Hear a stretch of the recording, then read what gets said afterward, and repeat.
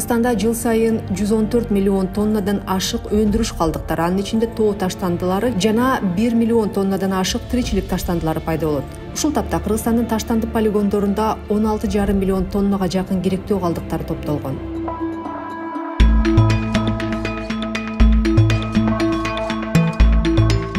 Таштандылар алгач үйдө чогулат. Андан тезирээк кутулууга аракет кылабыз. Көчөдөгү таштанды челектерге чогулган калдыктар полигонго барып түшөт жана аны көрбөй калабыз. Бирок биз аны менен дем алабыз жана ал бизди ууландырып келет. Полигон бул чоң коркунуч. Анда химиялык, биологиялык жана өзгөчө коркунучтуу калдыктар бир жерге топтолгон. Аралаш калдыктар өзгөчө коркунучтуу.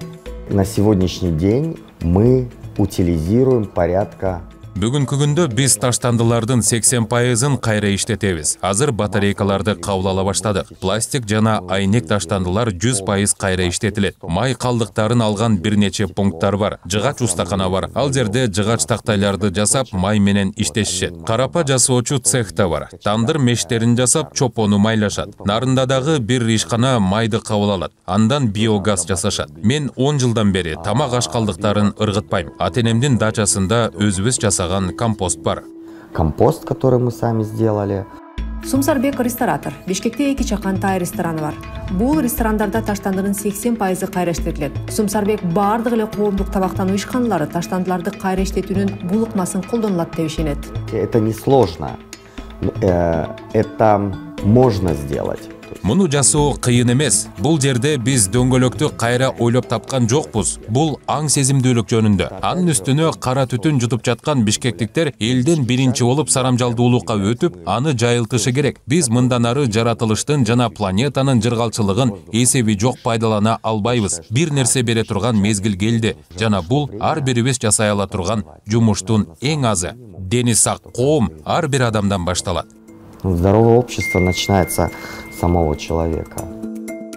Таштандылар бир жагынан адамдын ден соолугуна жана айрына чөйрөнүүгө коркунуч жаратканы менен, экинчи жагынан калыбына келтирилүүчү материалдык жана отун энергетикалык ресурстардын булагы болулат. Алар экинчи даражадагы материалдык ресурстар деп аталат.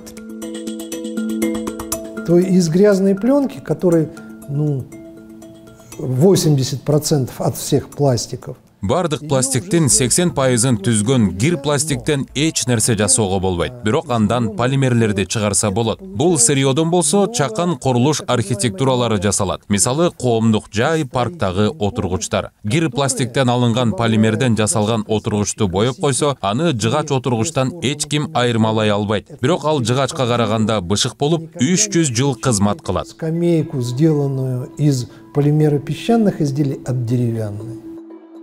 Таштандылардын көбүн инерттүү бөлүгү түзөт. Бул чирип жок боло турган тамак аш калдыктары, жалбырак, бактын кесиндилери жана башка. Мындан компост жолу менен техникалык топурак же биогаз алса болот. Бул бардык таштандылардын болжол менен 50%-ын түзөт. Ал эми таштандылардын кайра иштетүүгө мүмкүн болбогон бөлүгүнөн отун энергиясын алса болот. Этот вид отхода, из него, как правило, делаются Калдыктардын бул түрүнөн РДФ деп аталган күйүүчү май жасалат. Бул май цемент заводдорунда күйүүчү май катары колдонулат. Ал эми чоң мештерде жылытуу үчүн жагылып жаткан көмүргө же мазутка 10% кошумча катары колдонулат. Мына ушундай иштетүү жолу менен учурда полигонго түшкөн бардык таштандылардын бери дегенде 80 же 90%-ын кайра иштете алабыз. Бул полигондун кызмат кылуу мөөнөтүн ондогон жылдарга узартууга мүмкүндүк берет. И это позволяет продлить срок службы по полигону уже на десятилетия. Бир жыл мурун Бигрин эко кыймылы Бишкекте желим таштандыларды кайра иштетүүчү заводду ишке киргизген. Кайра иштетүүнүн акыркы продуктусу ийкемдүү пластик чиптери болуп саналат. Алар Россияга экспорттолот. Айта кетсек, Кыргызстан бул продукцияны Кытайдан импорттойт. Бизде ошол биздин урналарга түшкөн пластиктер, андан тышкары биз өзүбүз дагы ошол заводубузда пластиктерди кабыл алабыз. Ошол пластиктерди биз биздин чакан заводдо майдалап, жууп, тазалап, сорттоп, бөлүп, өңдөрүнө жараша. Мисалы үчүн жашылдарды өзүнчө, күрөңдөрдү өзүнчө, белоп, актарды өзүнчө кылып бөлөбүз, прозрачныйларды. Ошого жараша майдалап, тазалап, жууп, ошолорду биз чоң-чоң биг-бэг деп коет. Бул 500 килограммдык чоң мешоктор. Ошол каптарга салып, фуралар менен Өзбекстанга, Россияга кетиребиз да. Ал жакта bundan синтетический волокна чыгарылат, ошол баклажкадан.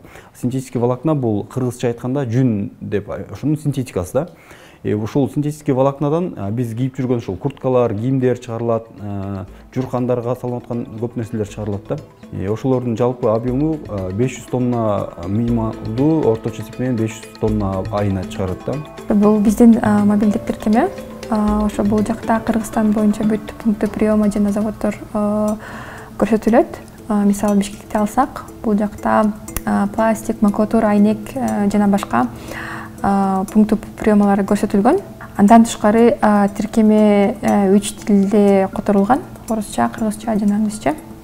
Андан кийин андан тышкары бул жакта экогид бар. Ошо экогидте таныштырса болот да. Ошо кантип мисалы макулатураны кандай, макулатура кайсылар кирет жана аны кандай тапшырыш керек. Өзүнүн эрежелери бар. Тазар мобилдик тиркемеси 2019-жылы активдүү жарандардын экологиялык демилгеси менен түзүлгөн.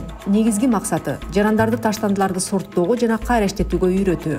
Тазар тиркемеси менен эгер үйдөн 8 килограммдан жогору вторсырье чогулса, анда биз машина менен келип өзүбүз алып кетсек болот да. Андан кийин ошо тазар тиркемеси менен тапшырганда ошондо балдарды чогултуп, упайларды чогултуп, ошо упайларды анан кайра продукцияга, биздин партнерлордун продукциясына алмаштырса болот. Мисалы кофе же китеп алса болот, самын жана башка.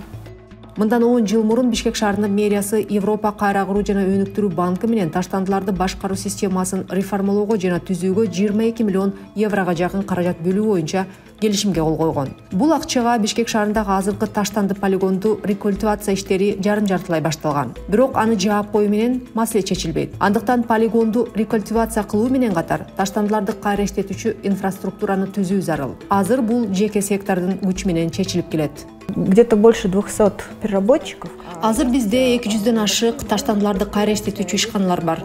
Жөн эле жыйноо, ташуу менен алектенген чакан ишканалар жана таштандыларды кайра иштеткен ири ишканалар жана мини заводдор дагы бар. Алар өздөрү таштандыларды чогултуп, сорттоп, кайра иштетип жатышат. И сами уже непосредственно перерабатывают. Бирок бул маселеде жеке сектордун аракети жетишсиз. Мамлекеттик жеке өнөктөштүк механизмин колдонуу менен комплекстүү чечүү зарыл. Как правило, мэрия никогда не управляет сама этим процессом. Адатта мэрия бул процессти эч качан өзү башкарбайт. Мэрия муну аутсорсинг аркылуу жеке компанияларга берип процессти көзөмөлдөйт. Инвестор акча салып, мэриянын белгилүү бир милдеттенмеси менен инфраструктураны түзөт. Бул кандай милдеттенмелер? Өндүрүлө турган продукциялар сатылып алынары, кайтарымсыз бөлүгү тарифтин эсебинен төлөнөт деген шарттар. Финансылык модель бул жерде долбоорду түзүү процессинде көрсөтүлөт. В процессе структурирования проекта она уточняется. Дүйнө жүзү боюнча таштандылардын пайда болуу темпи жыл сайын өсүүдө. Дүйнөлүк банктын маалыматы боюнча 2020-жылы дүйнөдө киши башына күнүнө 790 грамм таштанды туура келсе, калктын тез өсүшүнө жана урбанизацияга байланыштуу жыл сайын таштанды чыгаруу 73%га өсүп, 2050-жылга карата дээрлик 4 миллиард тоннага жетиши күтүлүүдө. Ошону менен ар бир киши күнүнө 1 килограммдан ашуун таштанды чыгарып калат. Мындан улам көптөгөн өлкөлөр катуу таштандылардын пайда болушун азайтуу жана аны кайра иштетүү үчүн чараларды көрүүдө.